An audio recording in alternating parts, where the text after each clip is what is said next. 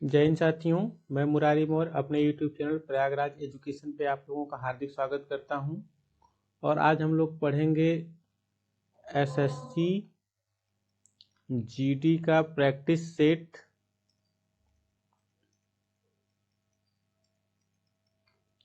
जो practice set होगा दूसरा आज का, ठीक है।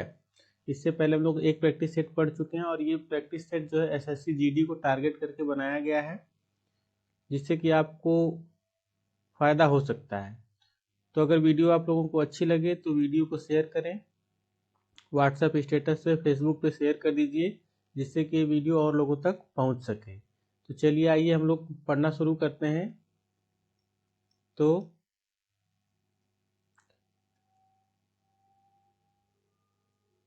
देखिए, आज का पहला प्रश्न है कि हर्षवर्धन के काल में भारत आने वाले चीनी तीर्थयात्री कौन था। हर्षवर्धन के काल में जो चीनी यात्री आया था वो कौन था, ये हम लोगों को बताना है। फायान था, हेथिंग्स था, वांगयांग था या वेनसांग था।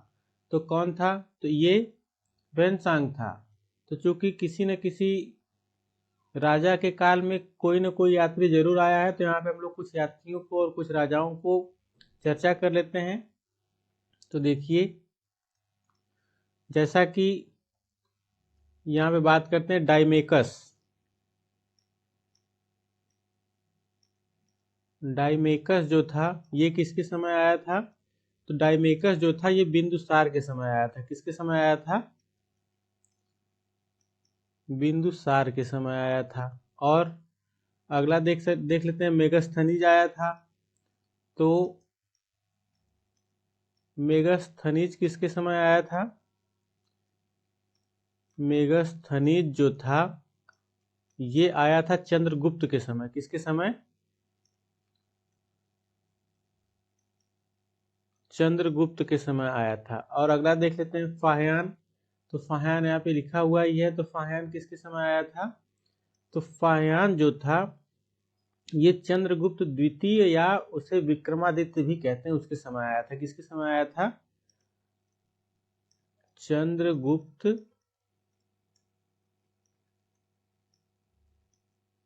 द्वितीय या फिर कह सकते हैं विक्रमादित्य। विक्रमादित्य के समय ये आया था, ठीक है। अगर आप चाहें तो इसका स्क्रीनशॉट ले सकते हैं। और एक यात्री और आया था, वो कौन था? इब्न बतूता था। तो इब्न बतूता किसके समय आया था? इब्न बतूता भी भारत आया था। तो ये मोहम्मद बिन तुगलक के समय आया था। कब आया था? मोहम्मद बिन तुगलक के समय आया था। मोहम्मद बिन तुगलक के समय ये भारत आया था, ठीक है। तो जहां तक हो सका हमने चर्चा किया है। चलिए अब अगले प्रश्न पे चलते हैं। अगला प्रश्न है कि 1857 में प्लासी के युद्ध में सिराजुद्दौला को किसने धोखा दिया? सिराजुद्दौला को किसने धोखा दिया था, ये हम लोगों को बताना है। सिराजुद्दौला को हैदर अली, मीर कासिम, मीर जाफर या अवध के नवाब ने धोखा दिया था। तो यहाँ पे धोखा किसने दिया था? तो मीर जाफर ने दिया था, क्योंकि उस समय का जो बंगाल का नवाब था उसने, वो था लॉर्ड क्लाइव। कौन था?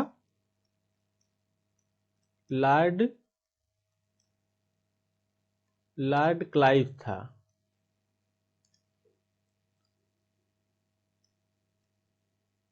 जो लॉर्ड क्लाइव था उसने इसको क्या बनाने का, मीर जाफर को क्या बनाने के लिए बोला था? बंगाल का नवाब बनाने का वादा किया था। क्या किया था? बंगाल का नवाब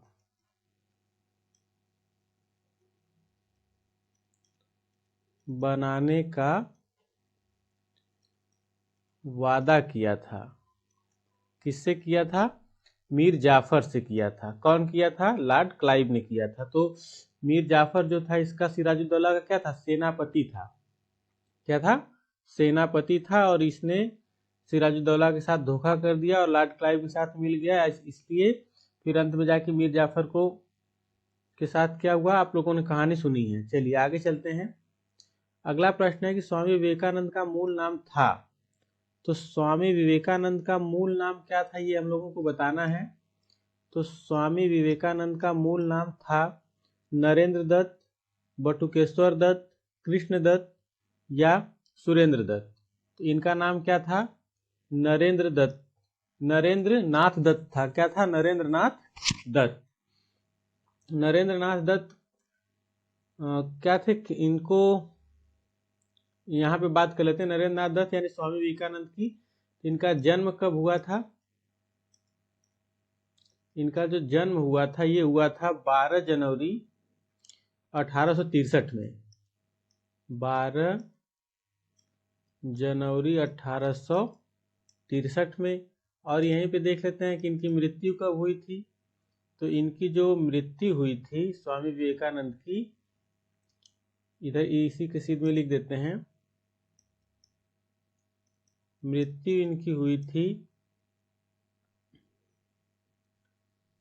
इनकी मृत्यु 4 जुलाई 1902 ईस्वी को हुई थी। कब हुई थी, 4 जुलाई 1902 ईस्वी को इनकी मृत्यु हुई थी। और इन्होंने 1893 ईस्वी में इन्होंने क्या किया था कि 1893 ईस्वी में शिकागो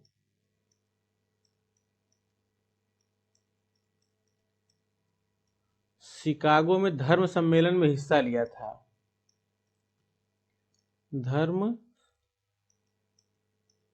धर्म सम्मेलन में हिस्सा लिया था। और इन्होंने क्या किया था, 1897 में रामकृष्ण मिशन की शुरुआत की थी। क्या किया था, 1897 में रामकृष्ण मिशन की शुरुआत किया था। किसने, स्वामी विवेकानंद ने।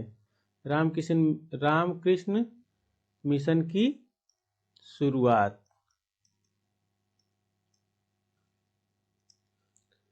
रामकृष्ण मिशन की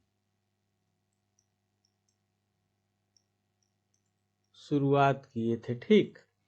और इनके बारे में हम लोग क्या जान सकते हैं, तो 12 जनवरी को इनका जन्म हुआ था। तो 12 जनवरी को ही क्या मनाया जाता है, राष्ट्रीय युवा दिवस मनाया जाता है। राष्ट्रीय युवा दिवस मनाया जाता है। और रामकृष्ण मिशन जो था वो बल्लौर मठ रामकृष्ण मिशन का मुख्यालय था। रामकृष्ण मिशन को बल्लौर मठ भी कहा जाता है। और ये बल्लौर मठ जो है क्या था, रामकृष्ण मिशन का मुख्यालय था। क्या था, रामकृष्ण मिशन का मुख्यालय था, ठीक। और कोई जानकारी इनके बारे में, इनकी बुक थी, स्वामी विवेकानंद की बुक, स्वामी विवेकानंद की जो बुक थी वो क्या थी, कर्मयोग।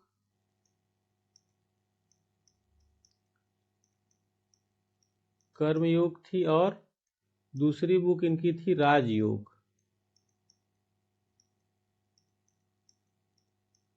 कर्मयोग और राजयोग। और इनकी कोई बुक थी, पावर ऑफ द माइंड, शायद इनकी बुक थी, मैं कंफर्म नहीं हूं। तो दूसरे कहीं अगर ऑप्शन आएगा तो उस पर चर्चा हम लोग कर लेंगे। चलिए चलते हैं अगले प्रश्न पे। अगला प्रश्न है प्रश्न संख्या 4 कि राष्ट्रीय संघर्ष के दौरान प्रसिद्ध समाचार पत्र केसरी के संस्थापक कौन थे। तो समाचार पत्र जो केसरी था केसरी के संस्थापक कौन थे, तो इसके बारे में हम लोगों को बताना है। तो केसरी के संस्थापक जो थे लोकमान्य तिलक थे। कौन थे? लोकमान्य तिलक थे केसरी के संस्थापक। और जो केसरी था वो किस भाषा में था, यहाँ पे चर्चा कर लेते हैं। जो केसरी पत्र था वो किस भाषा में था, तो वो मराठी भाषा में था। किस भाषा में था? तो केसरी पत्र जो था वो मराठी भाषा में था। और एक पत्र इनका और था मराठा। मराठा जो था वो किस भाषा में था, वो अंग्रेजी भाषा में था। वो किस भाषा में था, वो अंग्रेजी भाषा में था। और यहाँ पे विकल्प में दिख रहे हैं महात्मा गांधी। तो महात्मा गांधी का कौन था, इंडियन ओपिनियन और हरिजन। महात्मा गांधी के कौन कौन से पत्र थे,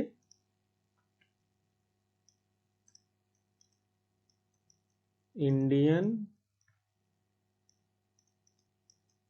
ओपिनियन और कौन सा था, हरिजन। हरिजन था।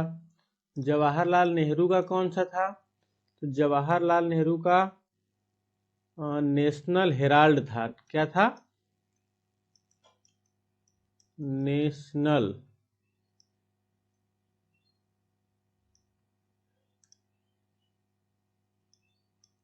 National Herald.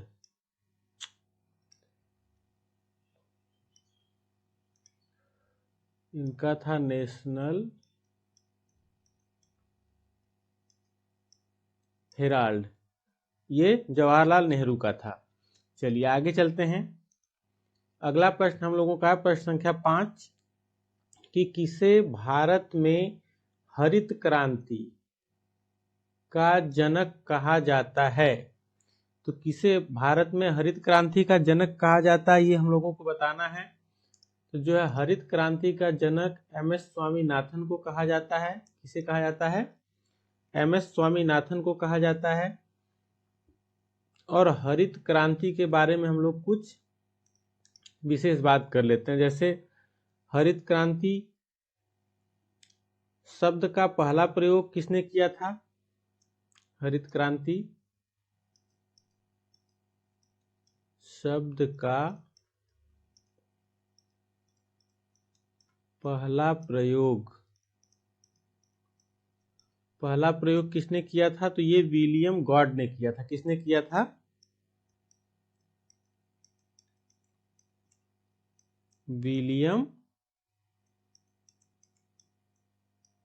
विलियम गॉड ने किया था।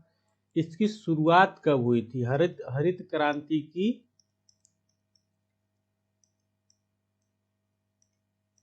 शुरुआत जो है कब हुई थी ये बताना है।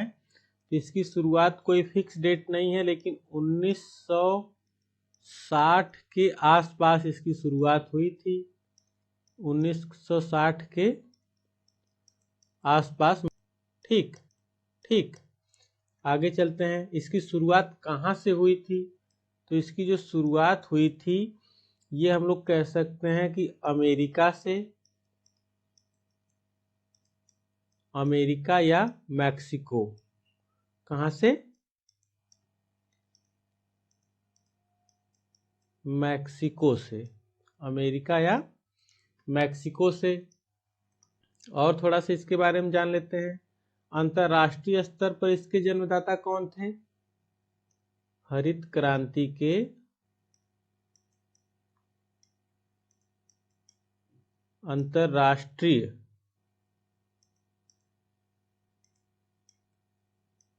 अंतरराष्ट्रीय स्तर पर जनक कह सकते हैं। तो अंतरराष्ट्रीय स्तर पर जनक कौन थे, तो नॉर्मन ई बोरलॉग थे। कौन थे, Norman E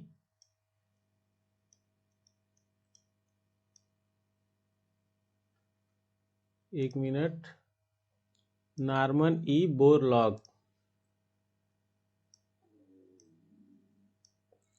Norman E Borlaug थे।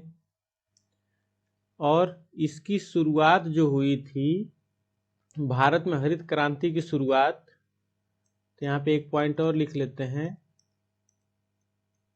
भारत में हरित क्रांति की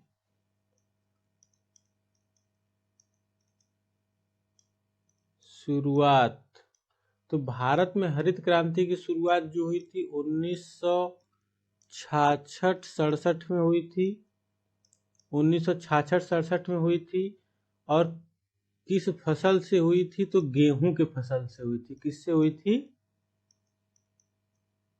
गेहूं के फसल से हुई थी। और वो गेहूं के बीज कहाँ से लाए गए थे? तो मैक्सिको से लाए गए थे। कहाँ से लाए गए थे? तो मैक्सिको से लाए गए थे। ठीक। और जो हरित क्रांति की शुरुआत हुई थी ना, यहाँ पे थोड़ा सा और चर्चा, एक बात और लिख देते हैं इसके बारे में। जो हरित क्रांति की शुरुआत हुई थी, इसकी शुरुआत अनाज के लिए हुई थी, यानी खाद्यान्न उत्पादन के लिए हुई थी। किसके लिए हुई थी?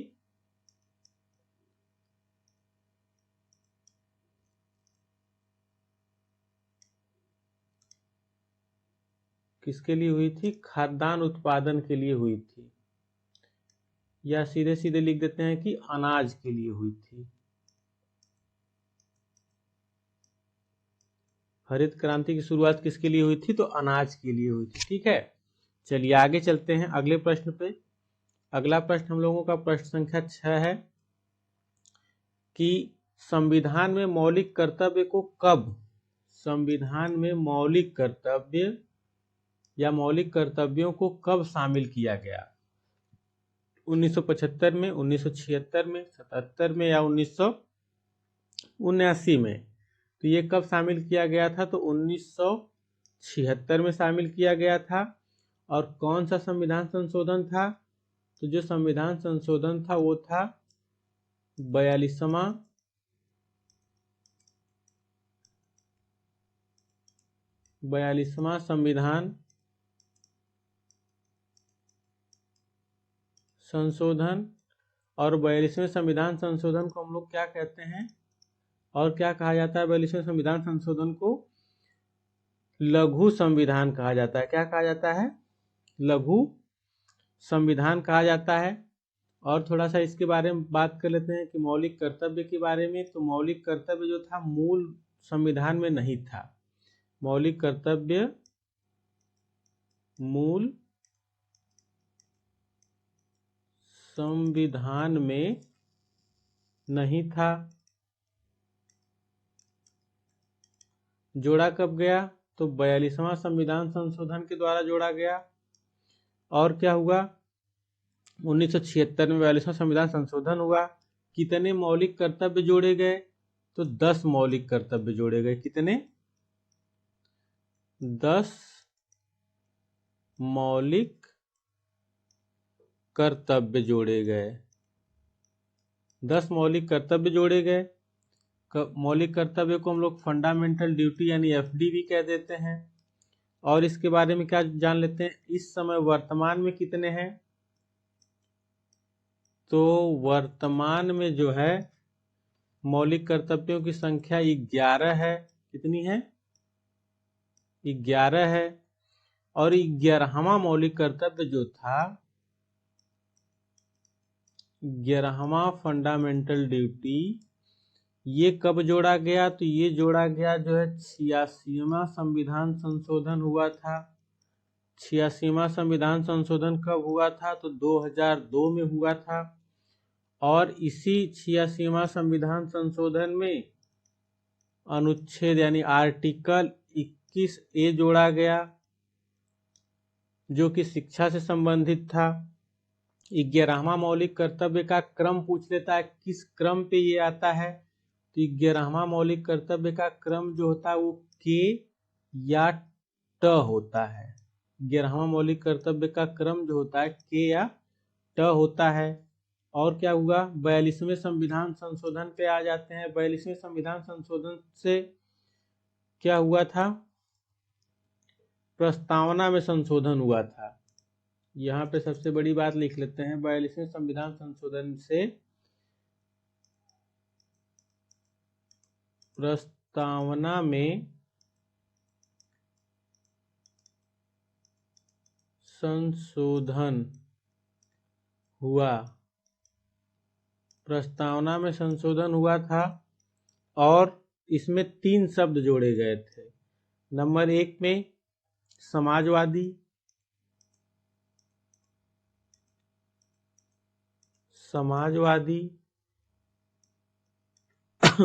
और पंथनिरपेक्ष।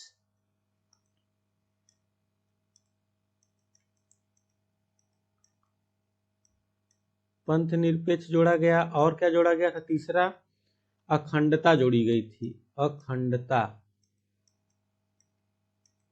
पंथनिरपेक्ष और अखंडता जोड़ा गया था, यानी कि ये 3 शब्द जोड़े गए थे।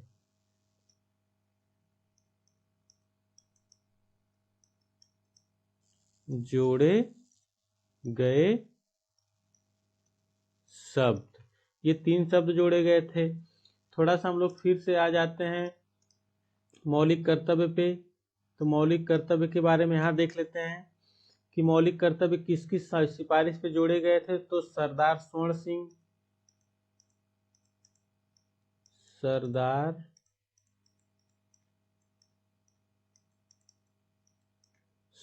सिंह समिति के सिफारिश पे जोड़े गए थे मौलिक कर्तव्य। और मौलिक कर्तव्य लिए कहाँ से गए हैं, लिया गया है कहाँ से, सोवियत संघ से। कहाँ से, सोवियत संघ, या हम लोग कह सकते हैं रूस। कहाँ से लिया गया, सोवियत संघ से या रूस से लिया गया है। ठीक है, बस। तो चलते हैं अब अगले प्रश्न पे। अगला प्रश्न हम लोगों का है प्रश्न संख्या 7 कि रॉकेट किसके सिद्धांत पर काम करता है। तो रॉकेट किसके सिद्धांत पर काम करता है, न्यूटन का तीसरा नियम, न्यूटन का पहला नियम, न्यूटन का दूसरा नियम, या आर्किमिडीज का सिद्धांत। इसमें से किस पे काम करता है। तो ये जो काम करता है रॉकेट, न्यूटन के तीसरे नियम पर काम करता है। तो न्यूटन का तीसरा नियम क्या है, क्रिया प्रतिक्रिया का नियम भी कहते हैं। क्रिया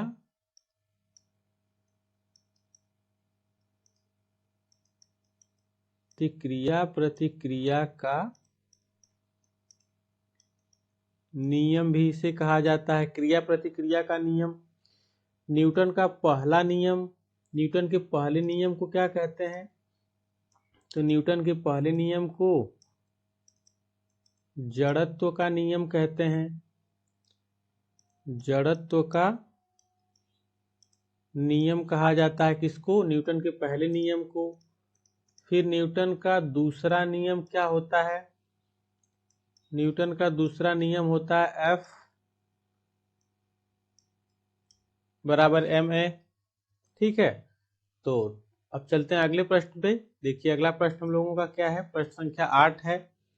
प्रश्न संख्या 8 दिया हुआ है कि पीछे से आने वाली वस्तुओं को देखने के लिए वाहन में किस दर्पण या लेंस का उपयोग किया जाता है। किस दर्पण या लेंस का उपयोग किया जाता है, ये हम लोगों को बताना है। तो हम लोग जानते हैं कि लेंस का उपयोग तो होगा ही नहीं, किसका उपयोग होगा, दर्पण का। अवतल लेंस, उत्तल लेंस, उत्तल दर्पण या अवतल दर्पण। तो किसका प्रयोग हो जाएगा यहाँ पे, उत्तल दर्पण का प्रयोग होता है पीछे से आने वाली वस्तुओं को देखने के लिए। जो वाहन यानी सॉरी किसी बाइक या किसी भी गाड़ी में लगाया जाता है, जिसे साइड मिरर भी कहते हैं, उसमें कौन सा लेंस प्रयोग किया जाता है, तो उत्तल लेंस प्रयोग किया जाता है, सॉरी उत्तल दर्पण प्रयोग किया जाता है। चलिए अगले प्रश्न पे चलते हैं। अगला प्रश्न है कि भारत और पाकिस्तान के बीच सीमा सीमांकन रेखा किसे कहा जाता है? यानी भारत और पाकिस्तान के बीच जो सीमा है उस सीमा रेखा को क्या कहते हैं? रेड क्लिफ, डूरंड, मैकमोहन या पाक जल डमरू। तो उसे हम लोग क्या कहते हैं? तो उससे हम लोग जो पाकिस्तान और भारत के मध्य है उसे हम लोग रेड क्लिफ रेखा कहते हैं। कौन सी रेखा? Radcliffe. डूरंड रेखा, तो डूरंड रेखा जो थी, जो आज़ादी से पहले वो भारत और अफगानिस्तान के बीच थी, लेकिन जो है 1947 से क्या हो गई? पाकिस्तान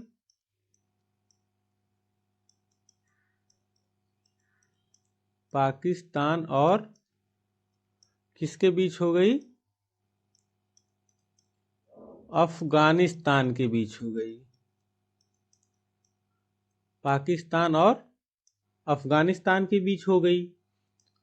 अफगानिस्तान के बीच हो गई। आ जाते हैं आगे, मैकमोहन रेखा। तो मैकमोहन रेखा जो थी वो किसके बीच है? तो मैकमोहन रेखा जो है भारत और चीन के बीच है। किसके बीच है? भारत और चीन के बीच है। पाक जल डमरू मध्य किसके मध्य है? तो पाक जल डमरू मध्य जो है भारत और श्रीलंका के मध्य है। किसके मध्य है? श्रीलंका के मध्य है। पाक जल डमरू मध्य जो है भारत और श्रीलंका के मध्य है। तो हम लोगों का उत्तर यहाँ पे क्या हुआ? रेड क्लिफ रेखा। किसके मध्य? भारत और पाकिस्तान के मध्य सीमांकन रेखा कहा जाता है। ठीक है, चलिए अगले प्रश्न पे चलते हैं। अगला प्रश्न है प्रश्न संख्या 10।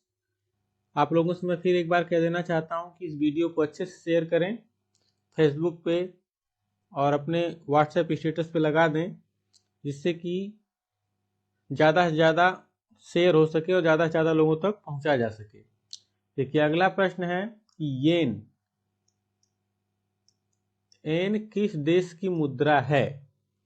येन किस देश की मुद्रा है? चीन, जापान, कोरिया या अमेरिका? येन किस देश की मुद्रा है ये हम लोगों को बताना है। तो येन जो है ये जापान की मुद्रा है। कहाँ की मुद्रा है? जापान की। अब बात कर लेते हैं हम लोग चीन की। तो चीन की मुद्रा क्या है? तो चीन की मुद्रा जो है युआन है। युआन। अभी इसका नया नाम आया है रिम्बी, रंबी, लिख देता हूं मैं।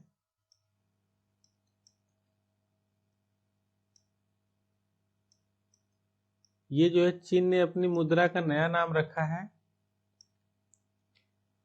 और उत्तर कोरिया, कोरिया की बात कर लेते हैं। तो कोरिया की मुद्रा क्या है? तो कोरिया की मुद्रा वान है।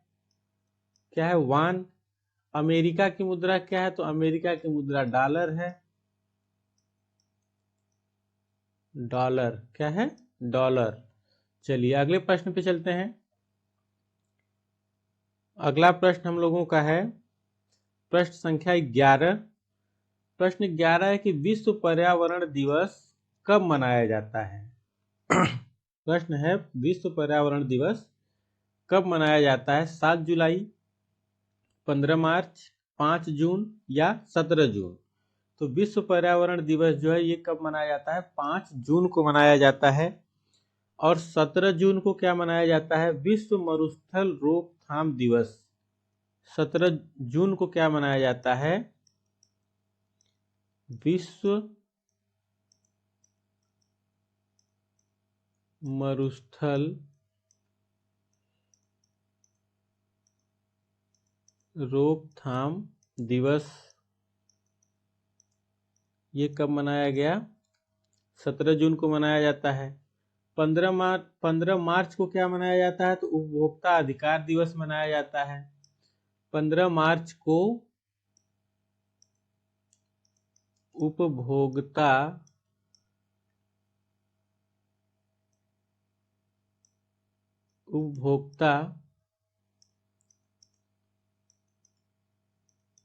अधिकार दिवस कब मनाया जाता है? तो 15 मार्च को मनाया जाता है। 7 जुलाई को क्या मनाया जाता है? तो 7 जुलाई की बात कर लेते हैं। तो 7 जुलाई को जो है वैश्विक क्षमा दिवस मनाया जाता है। क्या मनाया जाता है? वैश्विक क्षमा दिवस मनाया जाता है। और एक दिवस इसी दिन और मनाया जाता है। वो कौन सा दिवस है? वो वर्ल्ड चॉकलेट डे यानी विश्व चॉकलेट डे मनाया जाता है। विश्व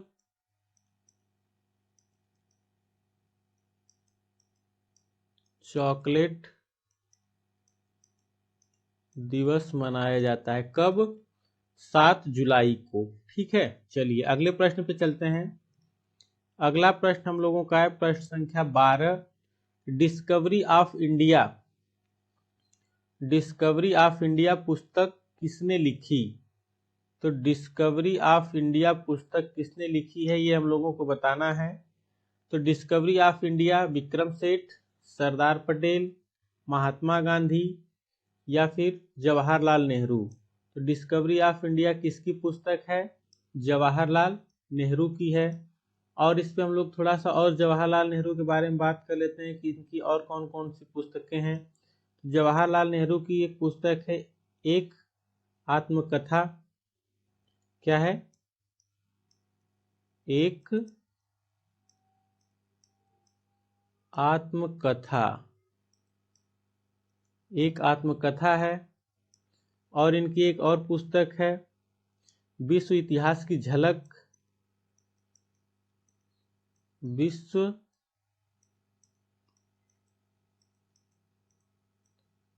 विश्व इतिहास की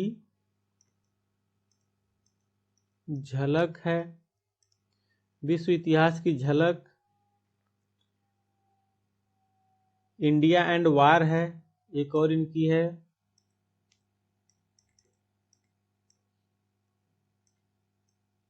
इंडिया एंड वार इनकी एक पुस्तक है। इनकी एक पुस्तक और है हिंदुस्तान की कहानी।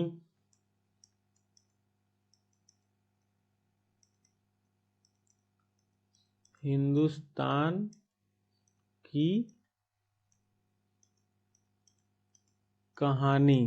क्या है? हिंदुस्तान की कहानी।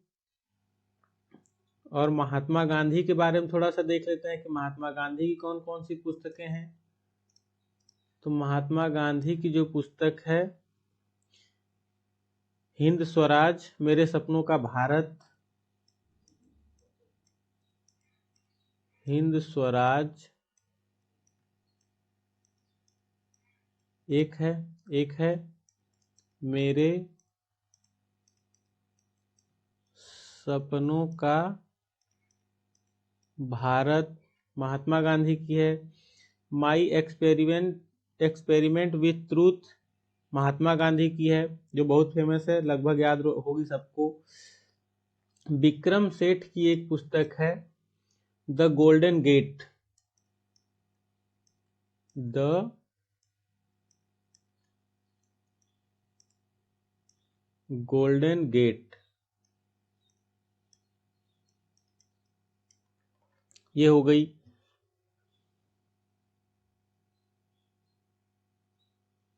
एक इनकी पुस्तक और है जवाहरलाल नेहरू की the unity of India. The unity of India. अचानक याद आ गया तो सोचा लिख दूं। तो ये हो गई इन लोगों की पुस्तकें। और डिस्कवरी ऑफ इंडिया तो जवाहरलाल नेहरू की है। ये है। चलिए अगले प्रश्न पे चलते हैं। अगला प्रश्न है हम लोगों का कि भारतीय मरुस्थल को कहा जाता है। भारतीय मरुस्थल को क्या कहा जाता है ये हम लोगों को बताना है। गोबी का मरुस्थल, सहारा मरुस्थल, थार मरुस्थल या आटाकामा का मरुस्थल। तो इसको क्या कहा जाता है, तो थार का मरुस्थल कहा जाता है। भारतीय मरुस्थल को क्या कहते हैं, थार का मरुस्थल कहते हैं। जो गोबी का मरुस्थल है, इस पे देख लेते हैं। गोबी का मरुस्थल जो है ये चीन और मंगोलिया में है। चीन और मंगोलिया में है, चीन और मंगोलिया में है। सहारा का मरुस्थल जो है अफ्रीका में है। कहाँ है, अफ्रीका में है। अटाकामा का मरुस्थल जो है वो दक्षिण अमेरिका में है। दक्षिण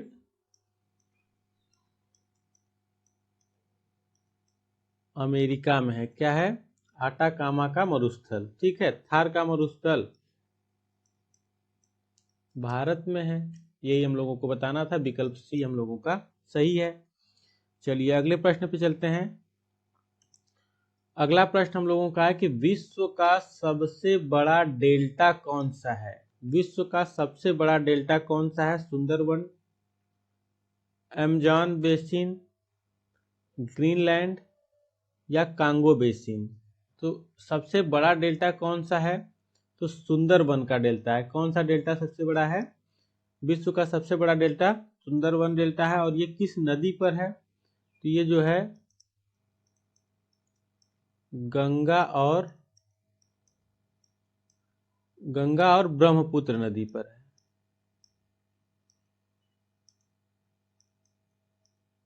ब्रह्मपुत्र नदी पर है। ठीक है, सुंदरबन डेल्टा कहाँ है, गंगा और ब्रह्मपुत्र नदी पर है। चलिए अगले प्रश्न पे चलते हैं। अगला प्रश्न हम लोगों का है कि नर्मदा नदी का उद्गम निम्नलिखित में से कौन सा है। तो नर्मदा नदी का उद्गम जो है कहाँ से है ये बताना है। सतपुड़ा से है, ब्रह्मगिरी से है, अमरकंटक से या पश्चिमी घाट की ढलान से है। तो नर्मदा नदी का उद्गम जो है ये अमरकंटक से है। और अमरकंटक से निकल के नर्मदा नदी कहाँ गिर जाती हैं, अरब सागर में। कुछ नदियां हैं जो अरब सागर में गिरती हैं, विशेषकर ज्यादा नदियां कहाँ गिर जाती हैं, बंगाल की खाड़ी में। तो अरब सागर में गिर जाती है कौन, नर्मदा नदी। और इनकी लंबाई कितनी है, तो 1312 किलोमीटर। कितनी है, 1312 किलोमीटर लंबाई है। कहाँ गिरती हैं, अरब सागर में। और अरब सागर में गिरती है नर्मदा नदी पे। दो बांध भी हैं, दो बड़े बांध हैं, बांध तो कई हैं। बड़े बांध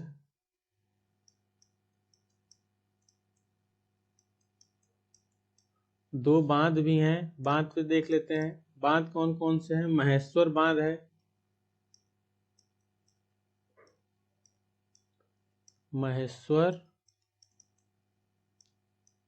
महेश्वर बांध है। और सरदार सरोवर बांध है,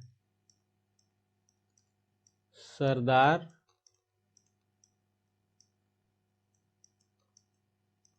सरोवर बांध कहाँ है, नर्मदा नदी पर है। ये जो है दो बड़े बांध हैं। ठीक है, और यहाँ पे बात कर लेते हैं कि अरब सागर में गिरने वाली नदियां कौन कौन सी हैं। तो अरब सागर में गिरने वाली नदी जो है साबरमती। साबरमती नदी जो है अरब सागर में गिरती हैं। माही नदी,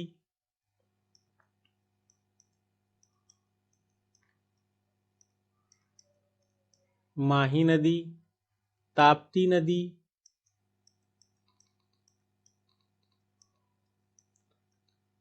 ताप्ती नदी,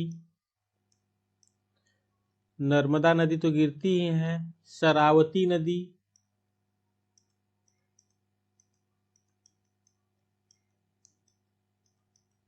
शरावती नदी।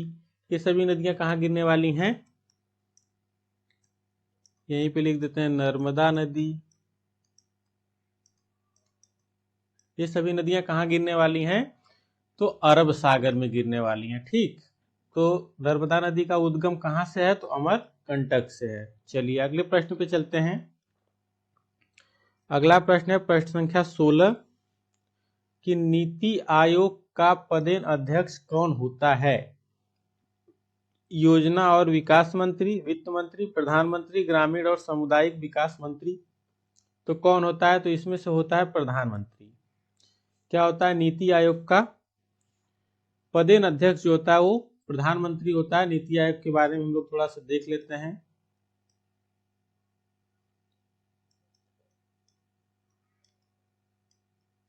नीति NITI, नीति का फुल फॉर्म जो होता है national institute for transforming India, लिख देते हैं।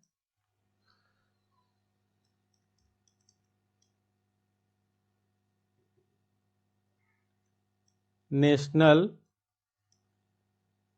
Institute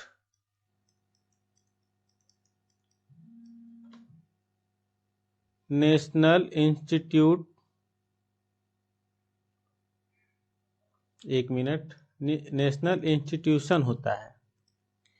national institution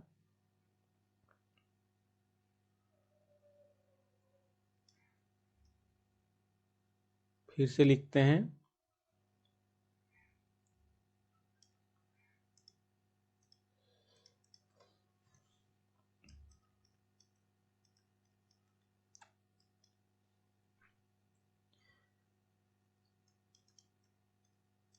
national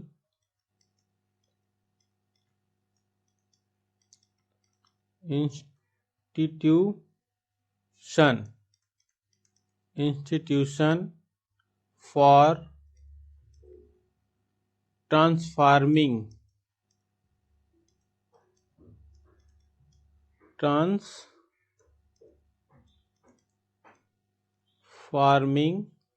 India, ये होता है नीति का फुल फॉर्म। वर्तमान या प्रथम पूछे पदेन अध्यक्ष, वर्तमान या हाँ भाई मोटर चल रहा है, ना ले। प्रथम अध्यक्ष कौन होता है? तो कौन है? तो नरेंद्र मोदी हैं।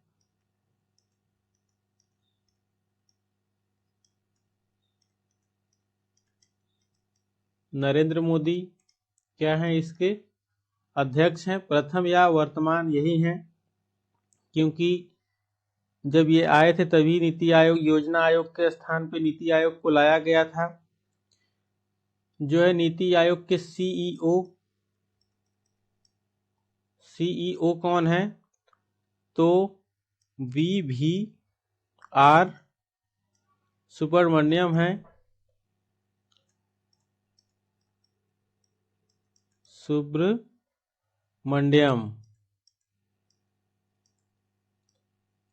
सुब्रमण्यम है, इसके क्या है? सीईओ हैं। और इसकी स्थापना जो हुई थी नीति आयोग की, नीति आयोग की स्थापना कब हुई थी? तो 1 जनवरी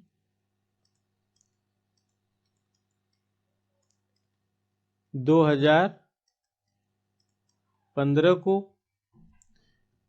कब? 1 जनवरी 2015 को हुई थी और योजना आयोग के स्थान पर हुई थी। योजना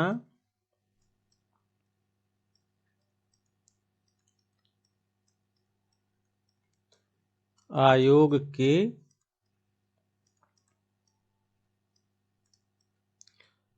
स्थान पर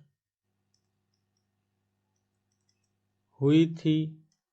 और किस रूप में हुई थी? तो ये थिंक टैंक के रूप में हुई थी। थिंक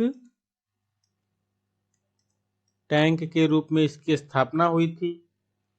तो नीति आयोग के बारे में तो और कुछ है नहीं। इसके एक उपाध्यक्ष होते हैं, नीति आयोग के उपाध्यक्ष।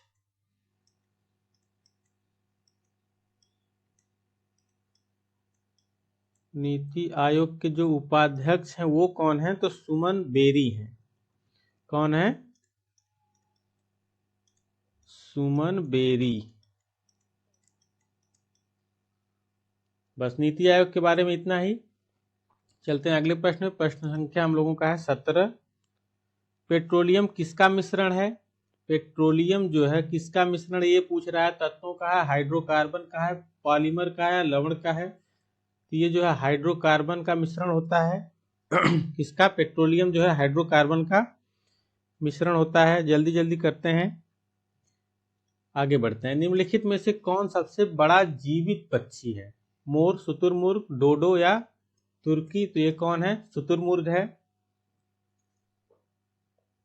क्योंकि वीडियो काफी लंबी हो जाएगी। चलिए आगे चलते हैं। अगला प्रश्न है कि हमारे शरीर में हड्डियों की कुल संख्या कितनी है?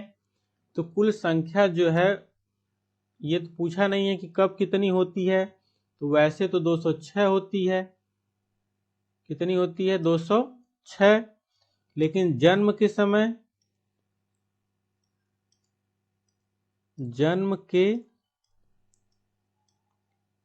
ये सब गड़बड़ हो गया। जन्म के समय जो है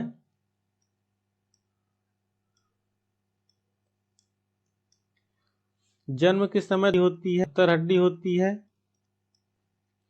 और बाल्यावस्था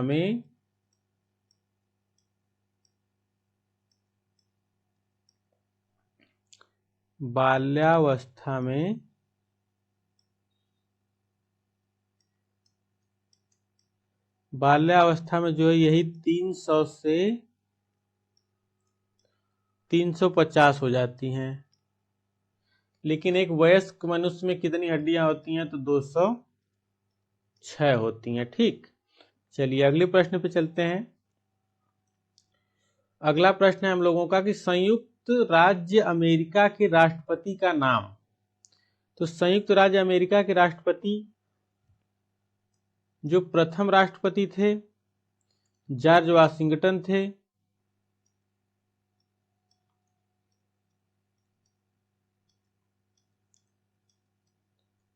प्रथम राष्ट्रपति जॉर्ज वाशिंगटन थे।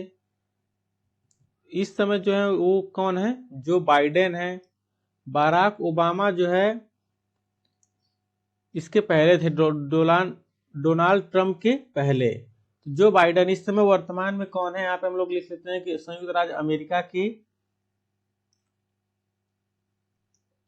वर्तमान